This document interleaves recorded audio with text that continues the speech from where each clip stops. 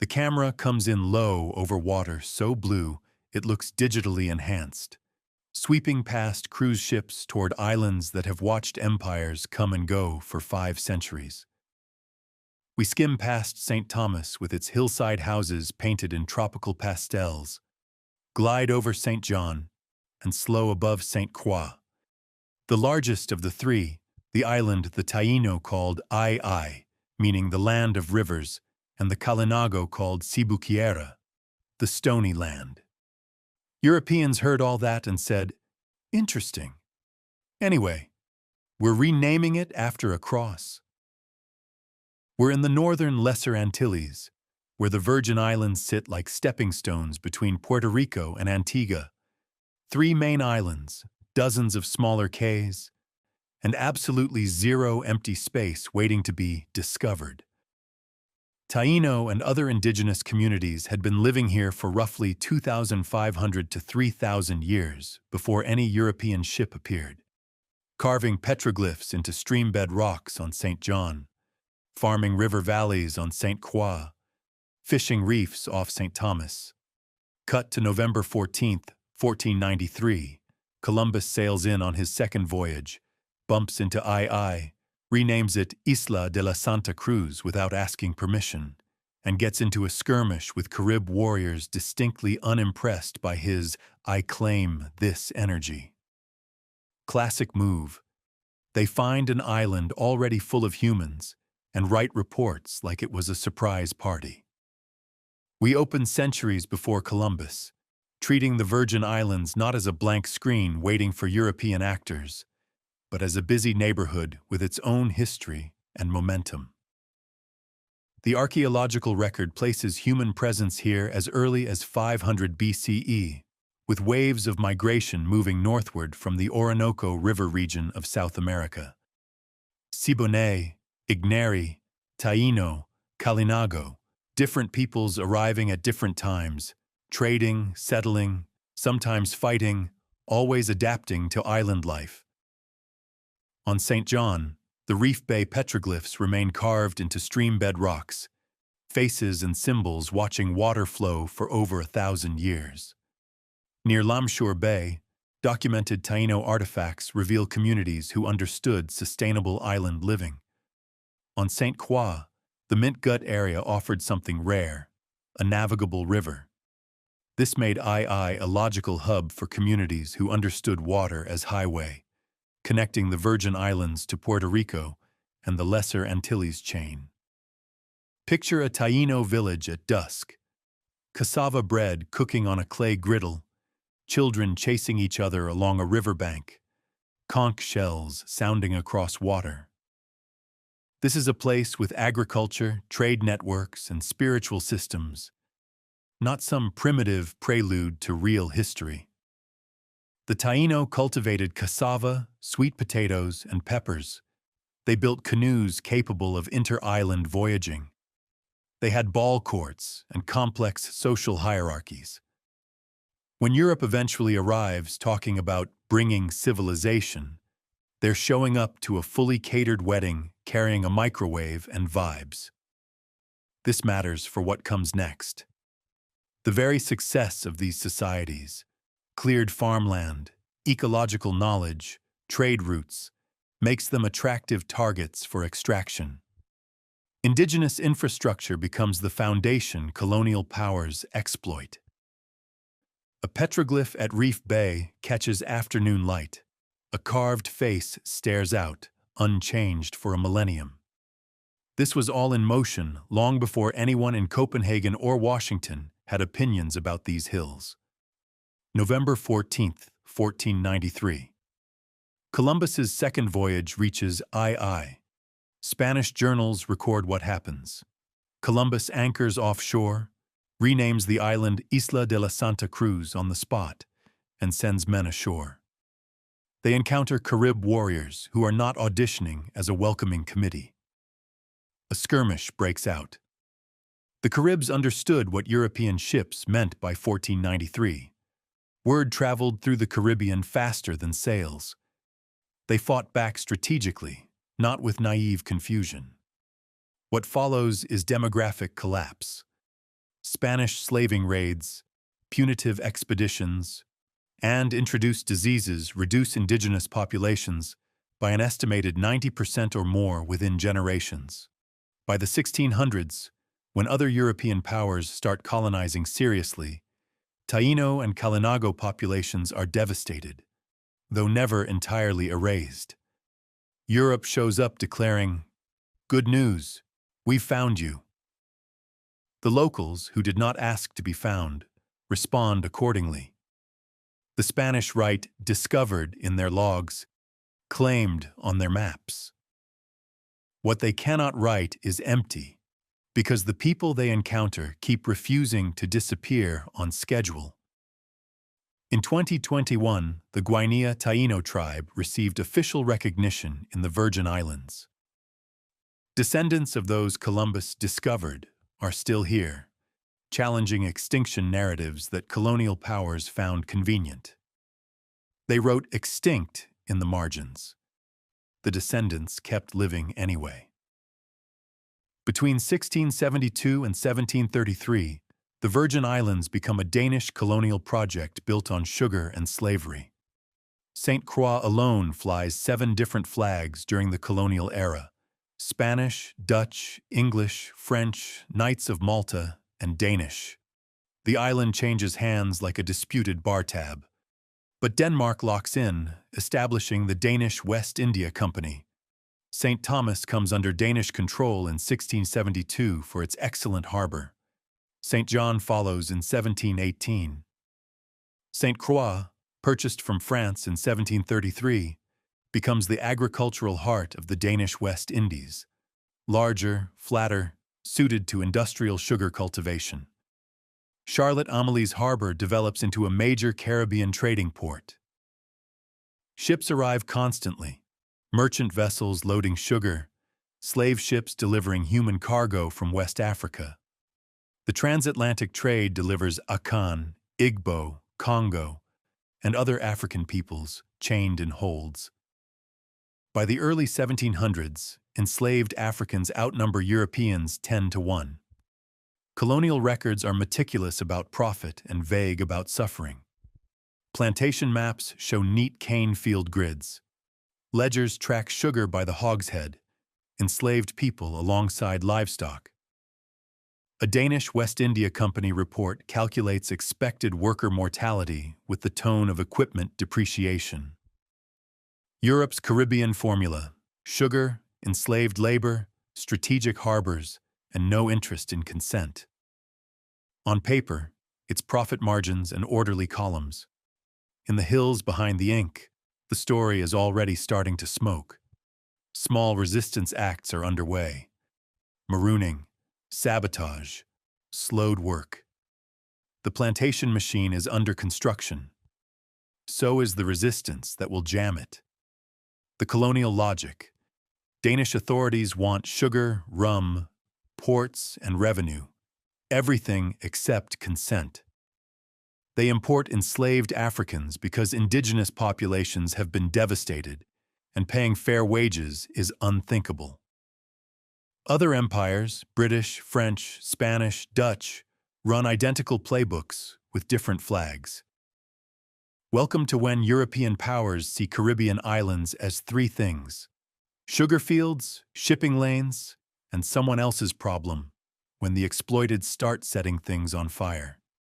In 1733, Danish authorities put their fears into writing. The Slave Code of 1733 reads like a catalog of anxieties dressed as law: running away, whipping, branding, amputation; striking a white person, death; drums, banned; gatherings, prohibited. For the maintenance of good order, the preamble declares. Translation: we wrote our fear of rebellion into law. The code arrives during drought, hurricanes, and crop failure on St. John. Enslaved people are already marooning into the hills, disappearing into terrain they know better than any Danish overseer. Reading the 1733 code line by line reveals what slaveholders truly feared: not individual defiance, but collective action. Every clause restricting drums, gatherings, and night movement shows an empire understanding that enslaved people, who vastly outnumber Europeans, need only coordination to become unstoppable. The code threatens death for rebellion. Somewhere in the hills, a drum begins to sound. The law meant to prevent uprisings becomes Exhibit A in why an uprising is inevitable. November 23, 1733, St. John. The Akwamu make their move. The rebellion begins with careful planning. Many enslaved people on St. John are Akwamu from the Gold Coast, people with military traditions and political sophistication. They understand strategy and the seizure of power. Enslaved workers delivering firewood to the Coral Bay fort smuggle weapons inside. On November 23rd, they strike, killing most Danish soldiers, seizing the cannon, firing it as a signal. Estate by estate, rebels take control. For months, the island is effectively under rebel leadership. This is not chaos, it's strategy. Leaders including King June and Brefu intend to run the sugar economy themselves. John Peter Zenger's New York Weekly Journal reports on the uprising in March 1734 with evident alarm. Danish authorities cannot retake the island alone. Eventually, French troops from Martinique suppress the revolt brutally. Many rebels choose suicide over capture, a final assertion of autonomy. Survivors face execution or brutal punishment. One footnote: Franz Clausen, an enslaved man who warned his owners, received freedom and became one of the first free black landowners on St. John in 1738. Survival under slavery rarely offered clean moral choices. The Danish see ingratitude. The Akwamu see opportunity to transform from enslaved labor to ruling class. Neither side thinks small. After 1733, Danish attention shifts to St. Croix. Planters shaken by the uprising pour investment into St. Croix. Larger, flatter, better for sugar. The forest comes down. Neat cane field grids emerge. Enslaved Africans, imported in larger numbers, clear land, build mills, and construct great houses. Walk through a St. Croix estate. Cane fields under brutal sun.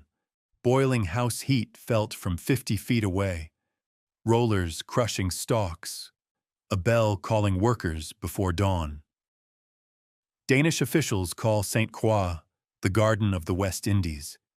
Enslaved people call it other things that don't make official records. Resistance continues in everyday forms. Work slowed just enough. Tools broken accidentally.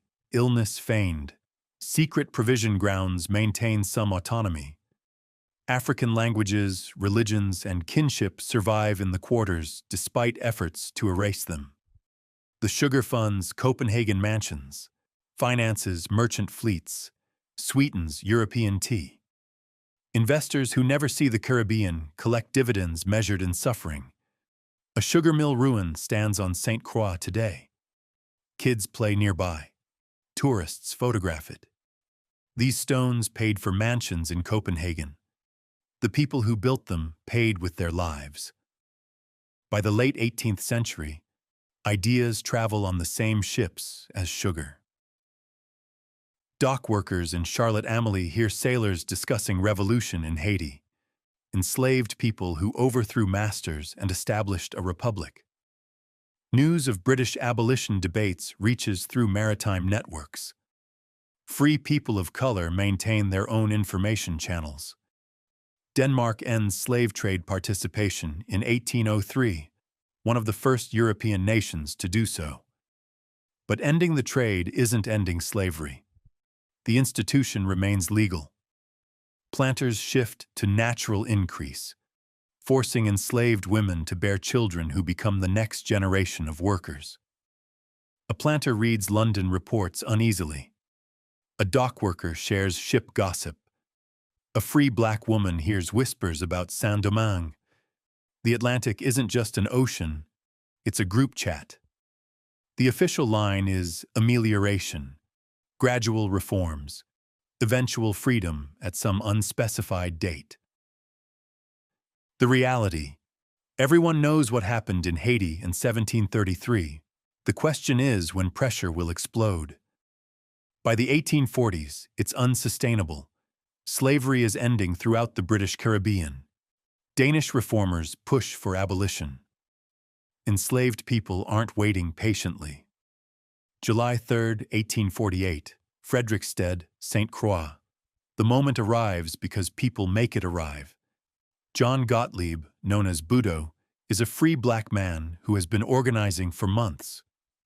He understands the political situation clearly. Denmark is moving toward abolition, but slowly, on a timeline suiting Danish convenience rather than Caribbean urgency. The enslaved population is done waiting for paperwork to be completed in Copenhagen. People begin gathering in the countryside before dawn, moving estate by estate toward Frederiksted. The crowd swells as it moves. Hundreds, then thousands, drawing in enslaved people and free blacks, field workers and house servants, men and women and children. They carry cane knives, some carry torches, all carry decades of accumulated fury at a system that has taken everything and offered nothing in return. Governor General Peter von Scholten watches from Fort Frederick as the crowd fills Fredriksted's streets and keeps growing. He has orders from Copenhagen to maintain order. He has a garrison that cannot possibly control this many determined people.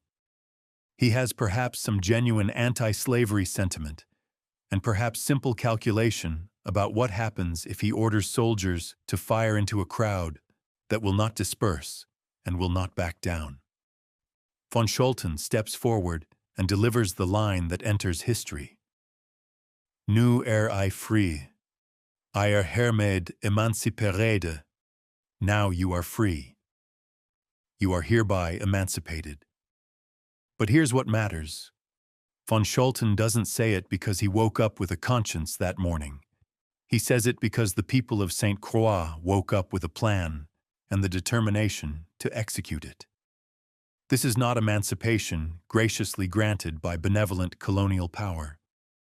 This is emancipation seized by people who made clear, through their numbers and their cane knives and their refusal to disperse, that they would accept nothing less than immediate freedom. The crowd, the numbers, the glinting steel in the July sun, the clear willingness to burn everything down if necessary. These are the conditions that produce the governor's words. He is not freeing anyone. He is recognizing what is already happening, what cannot be stopped, what will proceed with or without his blessing. Danish authorities later arrest von Scholten for exceeding his authority, for proclaiming emancipation without proper authorization from Copenhagen. He dies years later in exile, his health broken, his reputation destroyed among the planter class he failed to protect. Budo is also exiled, sent to Trinidad, and forbidden to return to the islands he helped liberate. The empire's reward for the architect of emancipation is a one-way ticket out of Caribbean history, erasure from the land he transformed. Legal freedom arrives on July 3, 1848, but no land reform accompanies it. No reparations for generations of stolen labor. No redistribution of the wealth that enslaved people created with their bodies and their lives. Planters still own the estates, the mills, the great houses, the economic infrastructure. The colonial government still answers to Copenhagen. The economy still runs on sugar, and sugar still needs workers. The formerly enslaved are now legally free to sign labor contracts they didn't write, for wages they didn't set, on land they will never own, under conditions they have no power to negotiate. Freedom, it turns out, has fine print, and the fine print looks remarkably similar to what came before, January 1st, 1849. The Labor Act takes effect, and freedom reveals its limitations with brutal clarity. Picture a person who was enslaved until July 3, 1848, holding an emancipation notice, believing the worst is finally over, imagining a future of genuine autonomy and self-determination. Now picture that same person on January 1, 1849, being informed by colonial authorities that they must sign a labor contract they did not negotiate and cannot refuse, remain on the same estate where they were enslaved, work for wages fixed at subsistence levels by the same planters who owned them 6 months ago, and obey regulations that look remarkably, insultingly similar to the slave codes that supposedly ended. The Labor Act of 1849 is designed to solve the planters' central problem. How do you maintain a profitable sugar industry when you can no longer legally force people to work for free? The colonial answer, crafted in consultation with the planter class whose interests the colonial government exists to serve, is elegant in its cruelty. Create a system that forces people to work for almost nothing, using legal mechanisms and economic coercion instead of chains and whips. Workers are bound to estates through annual contracts that they must sign or face homelessness and criminal penalties. Leaving before your contract expires means imprisonment, the colonial jail replacing the plantation punishment post, but the constraint remaining identical. Movement between estates requires official passes, reminiscent of the slave-era restrictions on travel. Housing is tied to employment. Lose your job, lose your home, lose everything. Wages are set low enough that saving money to purchase land is nearly impossible, ensuring workers remain dependent on plantation employment indefinitely, generation after generation. Imagine canceling your subscription to slavery, celebrating your freedom, then reading the terms and conditions of that freedom, and realizing it's essentially the same exploitative app with different branding and some additional in-app purchases you can't afford. Danish colonial authorities call this system free labor, and technically, legally, it is. No one is property anymore. No one can be sold. Families cannot be separated at auction. But workers call it something else entirely. Words that don't appear in official Danish records, but echo through the oral histories that survive. The system creates debt cycles that trap families for generations, restricts mobility to maintain labor supply, and preserves the plantation economy with minimal disruption to planter profits. The structure of exploitation adapts to new legal circumstances. The exploitation itself continues uninterrupted. Contract Day, the annual date when workers must sign new agreements or face homelessness, imprisonment, and destitution, becomes a recurring flashpoint of tension and resentment. Each year, workers gather in towns like Frederiksted, ostensibly to negotiate new terms, but actually to witness the annual renewal of their constrained circumstances. Each year, the gap between the promise of 1848 and the reality of ongoing exploitation grows more bitter, more intolerable. Resistance takes the forms available under the new legal system. Workers leave estates that treat them worst, creating labor competition that forces some marginal improvements in conditions. They slow their work when possible without triggering punishment.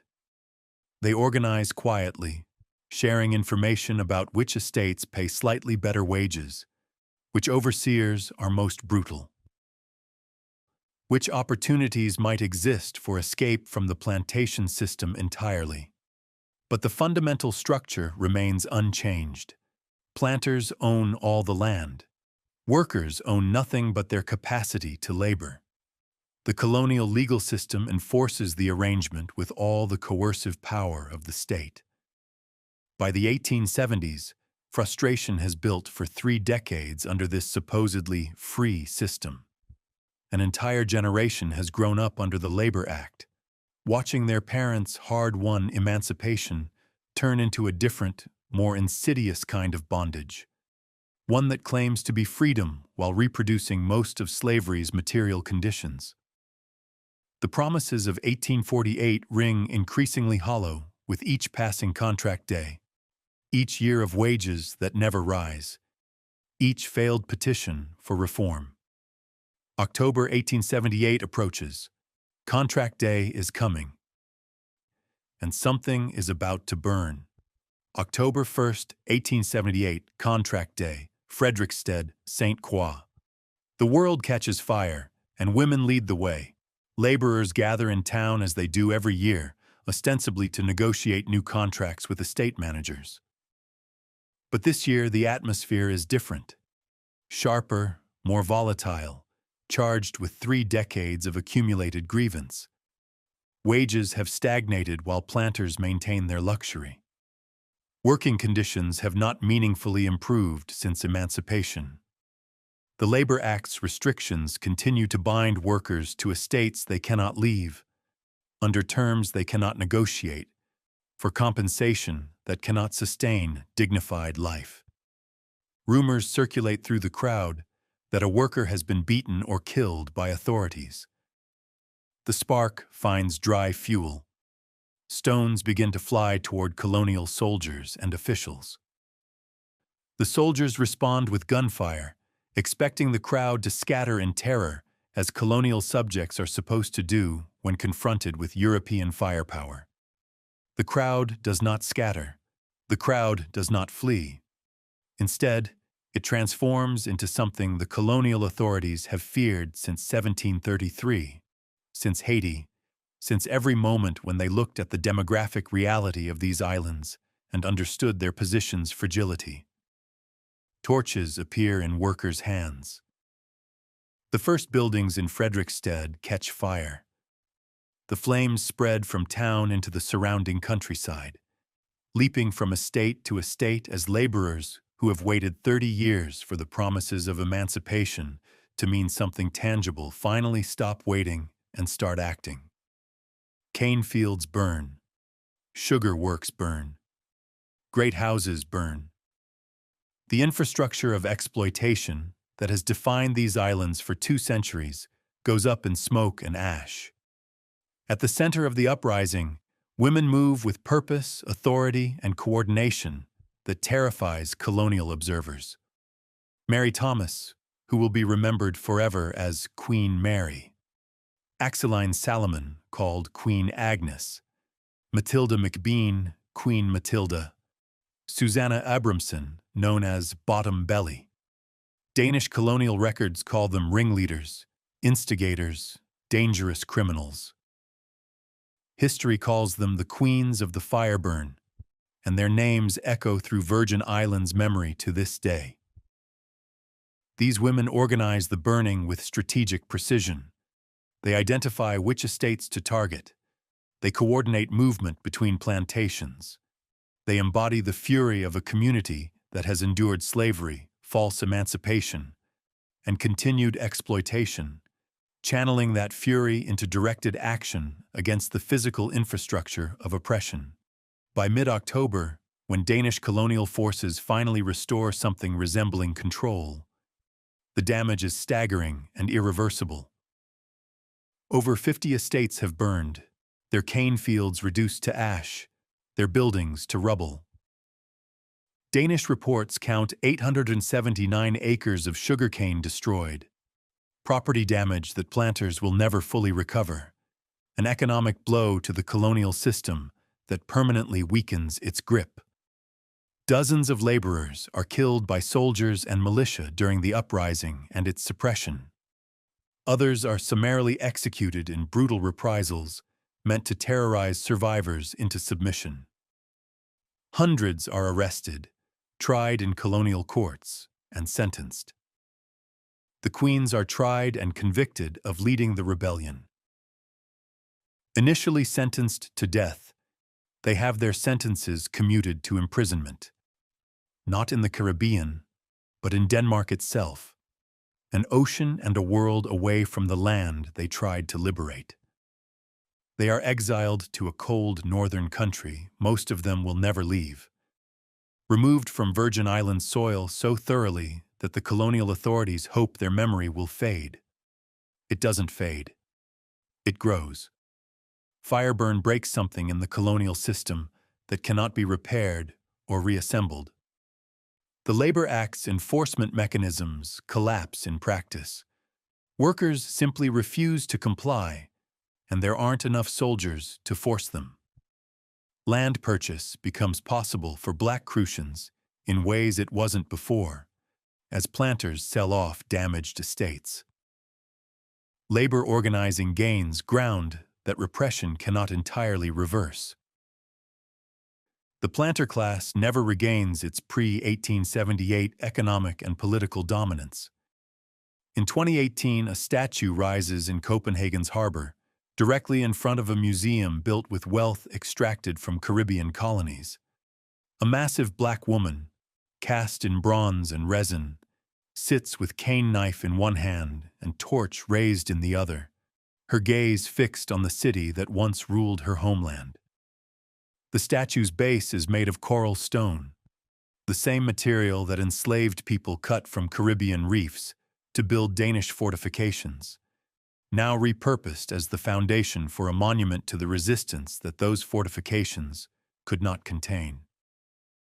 I Am Queen Mary stares down the former colonial capital, and Denmark cannot look away. The Europeans said they ended slavery in 1848. The workers of 1878 replied, "You kept every other part of the system, every structure of exploitation, every mechanism of control. You changed the name and kept the substance, and then they burned it down." August 4th, 1916, New York City, a treaty is signed, and the Virgin Islands change hands once more without anyone asking the people who live there. For decades, the United States has been attempting to purchase the Danish West Indies. The reasons are straightforward and strategic: location near vital Caribbean shipping lanes, potential naval bases to protect the approaches to the Panama Canal, expansion of American influence in a region increasingly viewed as a U.S. sphere of interest. Denmark, facing economic strain from maintaining a distant colony that no longer generates significant profits, and nervous about German interest in Caribbean territories during the war-consuming Europe, is finally ready to sell what it can no longer profitably hold. The price is set at $25 million in gold, a figure that sounds substantial until you consider its payment for 3 islands, their entire populations, all the infrastructure that generations of enslaved and exploited workers built with their labor and their lives, and strategic Caribbean real estate that will prove invaluable in 2 world wars. The treaty terms specify complete sovereignty transfer. The consulted parties are Denmark and the United States, 2 governments negotiating the fate of people who belong to neither. The people actually living on the islands, whose ancestors built everything of value there, are not asked their opinion, because empires do not ask such questions of the populations they trade. March 31, 1917. Transfer Day. Charlotte Amalie Harbor, St. Thomas. The Danish flag descends from its pole for the final time in these islands, ending 245 years of Danish colonial rule. The American flag rises to replace it, beginning a new chapter, whose terms the residents did not choose and cannot yet know. Cannons fire ceremonial salutes across the harbor. Officials in formal dress shake hands and exchange documents, representing the transfer of all territory, dominion, and sovereignty. Residents watch from streets and hillsides, some cheering in hope of American modernization, some uncertain about what this change means, some already calculating implications for their lives, businesses, and futures. They are promised modernization, investment, American democratic values, opportunity. What they receive will prove considerably more complicated than any promise suggested. Imagine waking up one morning and discovering that your entire country, the land where your ancestors are buried, where your children were born, where your community has existed for generations, has been sold in a real estate transaction between foreign powers. Imagine reading the treaty and finding no line item anywhere in the paperwork, asking what you think about the arrangement. No provision for your consent. No acknowledgement that you exist as anything other than part of the transferred property. The treaty document, preserved in archives and available online, specifies with careful legal precision the transfer of all territory, dominion, and sovereignty from the Danish crown to the United States. It details payment terms, transition procedures, property rights of current owners. It does not mention consent from the transferred population. It does not acknowledge the Taino who named these islands thousands of years before Europeans arrived, the Africans who built the colonial infrastructure under conditions of enslaved labor, or the generations of Virgin Islanders who bled for emancipation and burned plantations for real freedom. Transfer Day ceremonies continue to be observed annually, a complicated commemoration mixing relief at Danish colonialism's end with recognition that what replaced it brought its own constraints. Drums echo over the same harbor where flags changed more than a century ago. The receipts remain in archives, documenting how empires buy and sell human communities like waterfront property. Danish colonial rule ends. American territorial rule begins, bringing with it all the ambiguity of being United States belongings rather than Danish colonial subjects. The paperwork accumulates across decades, and freedom keeps arriving with conditions attached, asterisks appended, fine print requiring careful reading. In 1917, Virgin Islanders become American nationals, but not automatically citizens. The distinction matters enormously. Nationals owe allegiance to the United States and receive certain protections. But citizenship with its full rights requires additional steps, creating a population in legal limbo. They belong to America without fully belonging, claimed without being embraced. In 1927, Congress passes legislation granting United States citizenship to Virgin Islanders, but by statute, not constitutional birthright. With bureaucratic ambiguities, lawyers debate for generations. Citizenship arrives as congressional gift rather than inherent right, and what Congress grants, Congress can theoretically modify. In 1936, the first Organic Act establishes governmental structures, a legislature, a governor appointed by the president rather than elected locally, a judicial system. The framework looks democratic on paper. In practice, Washington retains ultimate authority. In 1954, the revised Organic Act becomes the territory's de facto constitution, updating structures and clarifying rights. Progress, but also confirmation of the fundamental relationship. Territories answer to Congress. Under Denmark, Virgin Islanders were colonial subjects with limited rights and no voice in Copenhagen. Under the United States, they become different colonial subjects with more complicated paperwork. American citizens who cannot vote for the president, who appoints officials over them, represented in Congress by a delegate who cannot vote on legislation affecting their lives. The right to elect local governors arrives in 1970, 53 years after transfer. Delegates gain congressional seats, non-voting but present. Political movements push for statehood, independence, or enhanced status.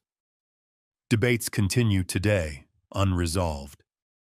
A United States passport stamped United States Virgin Islands grants travel rights and federal protections. It doesn't grant presidential votes for territorial residents. It doesn't prevent Congress from overriding local legislation. It occupies that peculiar American category. Citizen enough to serve in the military and die in American wars, not citizen enough to fully participate in the democracy that deploys them. What does freedom mean when the paperwork still reads territory? The question remains open, the subject of ongoing advocacy by descendants of people who survived slavery, lit Fireburn, and watched empires trade their homeland. The present is not an epilogue. It's another chapter being written in real time by people who refuse to let their islands be reduced to beaches and cruise ship ports. On St. Croix, schoolchildren reenact Fireburn every October, learning the Queen's names, understanding that freedom was seized rather than graciously bestowed. The lessons are explicit. When officials claim they ended slavery in 1848, remember that workers had to burn the plantation system in 1878 to make freedom mean anything real. History is not what powerful people claim happened. History is what actually happened and who made it happen. On July 3rd each year, Emancipation Day, elders gather to tell the stories. Not the sanitized version where a benevolent governor grants liberty, but the version where thousands marched on Frederickstead with cane knives and made emancipation unavoidable. Transmitting accurate history becomes itself resistance against narratives centering European agency and benevolence. In 2021 and 2022, the Guinea Taino tribe received formal recognition in the Virgin Islands.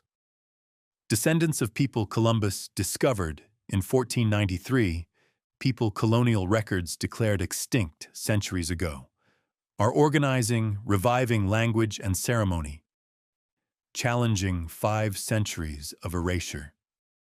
The indigenous presence colonialism tried to terminate is still here, still asserting itself.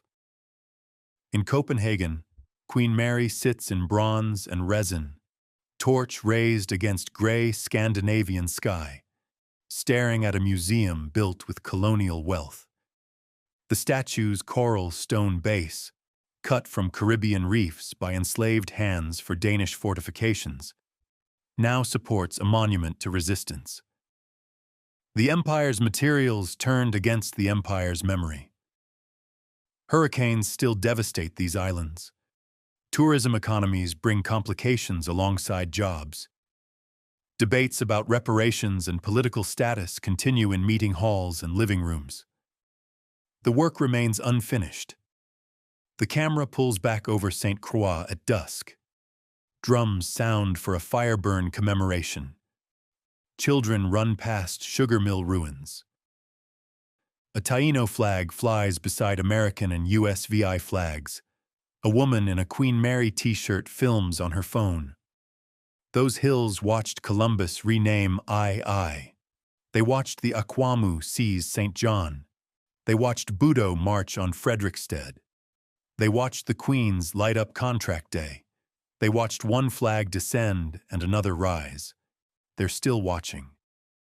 But now, for the first time in 5 centuries, the story they witness is the one Virgin Islanders tell for themselves.